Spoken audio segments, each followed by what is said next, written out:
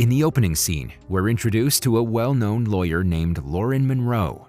She appears to be assigned a case in which she's offered $1 million simply to defend a criminal. However, being an honest person, she politely declines, saying her conscience won't allow her to do so.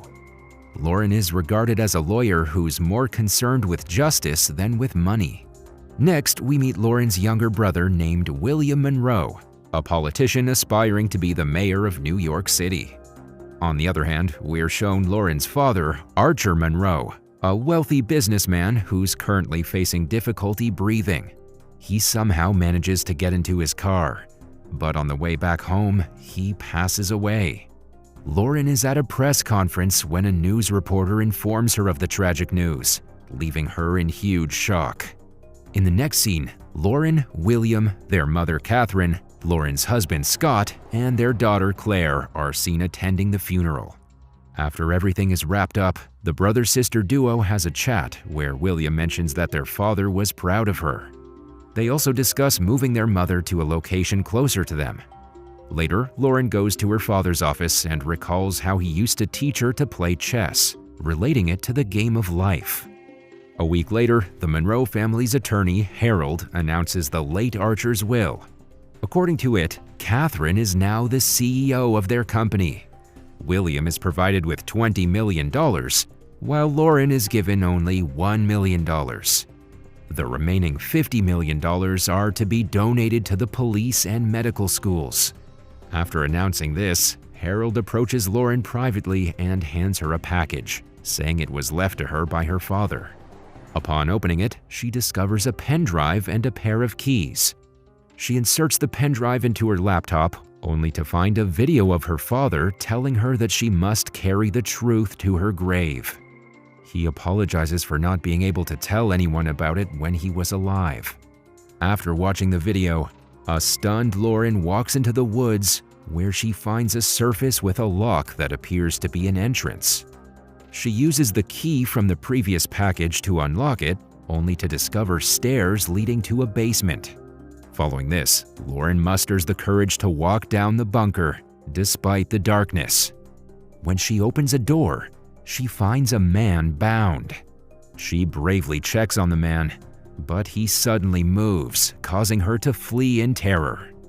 Lauren returns home and decides to call 911 for assistance, but her brother intervenes at the same time. He expresses that he feels bad for her regarding the money distribution, so he wants to share his part. However, Lauren refuses it, saying money is not important to her. Later that night, Scott approaches her and asks if she's all right, which she confirms. However, Lauren claims that she needs some alone time and sends him and Claire back. She then looks at a childhood photo of herself with her father, which triggers a memory of an argument she had with him. It appears that Archer had asked her to represent their wealthy friends in court, but she declined because she does not defend criminals. The following morning, she decides to go back to the bunker armed with a gun. This time, she notices the man sleeping, so she quickly takes his fingerprints to find out who he is. During this time, the man opens his eyes, prompting her to run away. A short time later, she returns wearing a mask and questions who he is.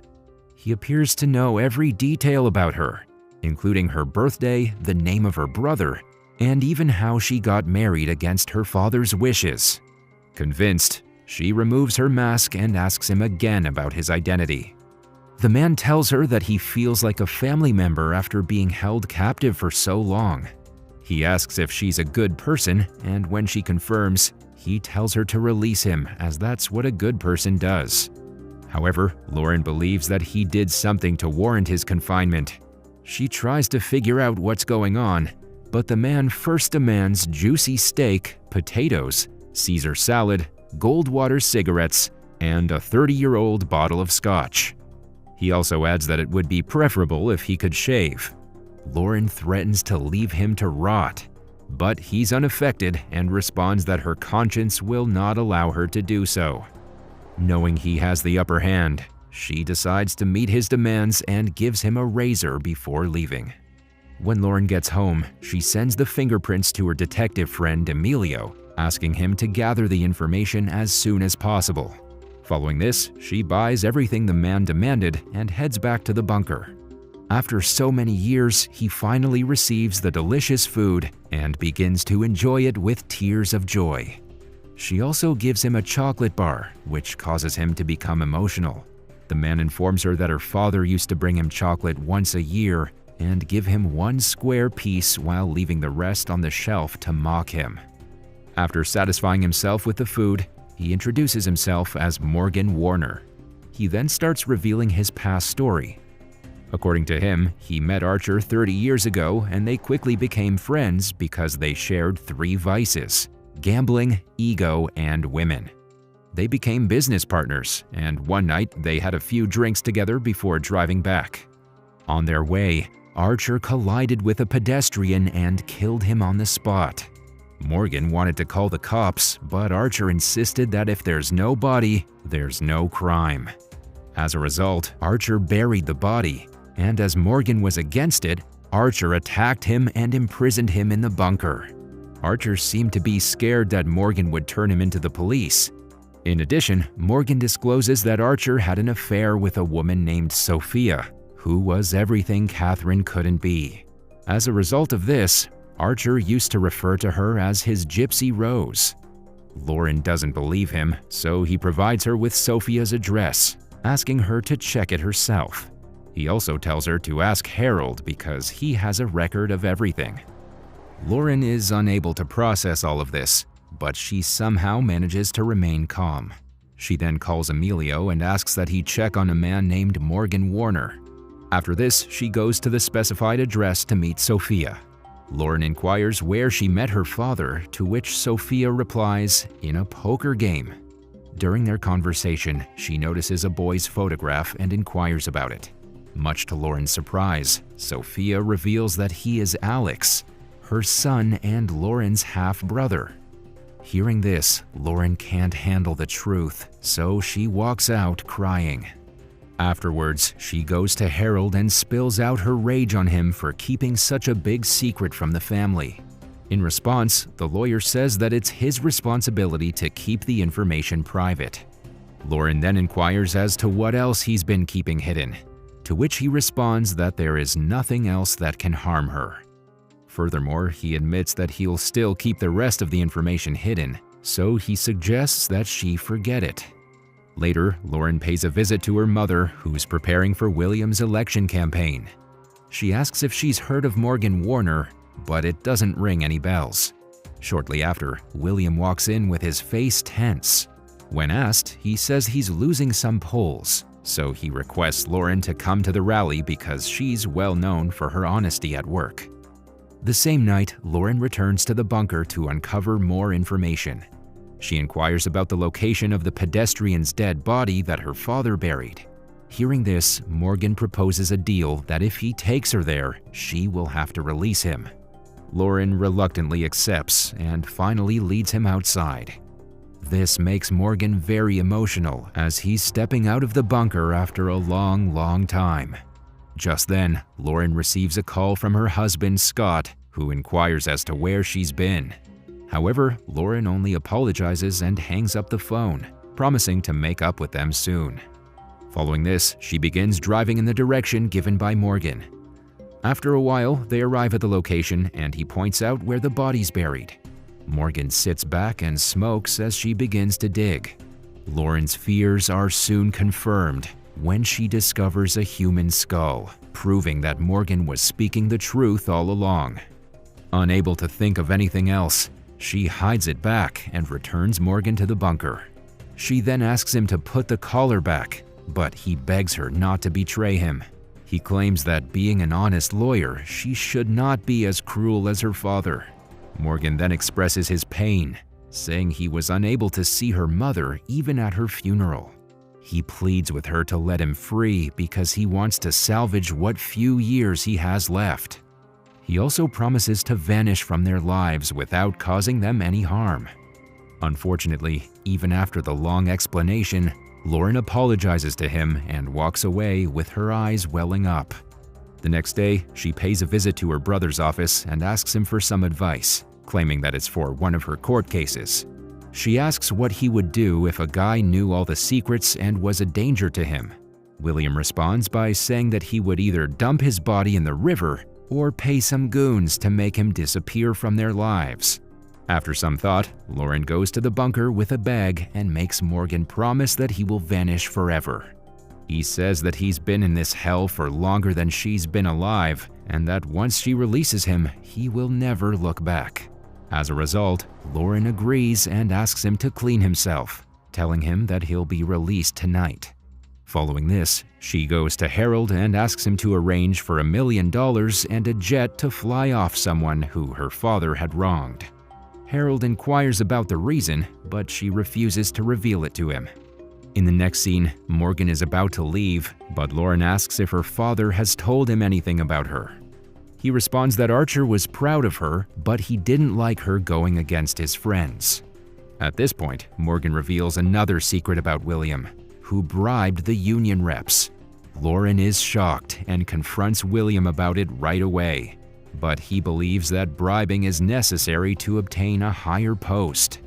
He also claims that their father even bribed people to get her appointed as a district attorney. Unable to stand it any longer, she slaps him and storms off, warning him not to lie to her again. Finally, Morgan leaves the bunker carrying a chess piece as a souvenir. The moment he steps outside, he breathes in the fresh air and feels liberated. Lauren then drives him to the private jet, where Harold hands him his new ID cards and informs him of the funds in his account. Harold and Morgan then board the jet, while Lauren returns to the bunker to clean it. During this, she discovers a poison under the bed, but she doesn't react, believing that everything is over. Meanwhile, Emilio locates Morgan's file and delivers it to Lauren's residence. In the next scene, Catherine returns home and unwraps Lauren's package. Just then, Lauren walks in and asks why she's looking at her work.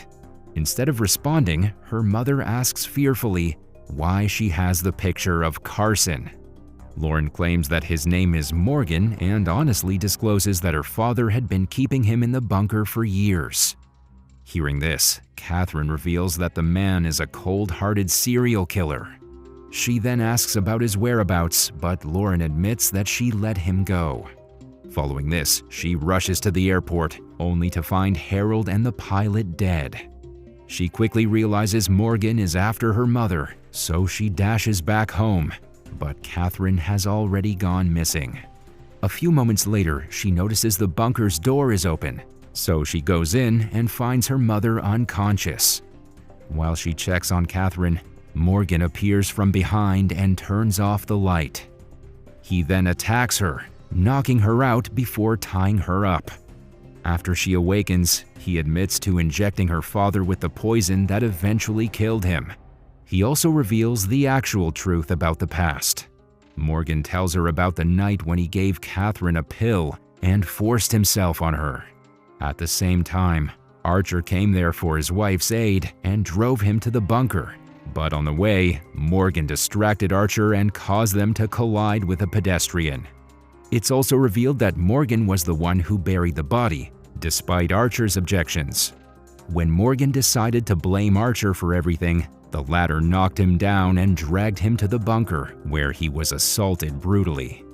At present, Lauren attempts to persuade him, stating that she will assist him in obtaining justice for whatever her family did to him over the years. However, Morgan claims that he does not make deals. He wants them to rot there miserably, just like he did for 30 long years. He also shares his plan to go after the rest of their family members and destroy the family's legacy using all of the secrets he knows. At this point, Catherine awakens and tells Morgan that she should have ended his life herself, prompting him to slap her.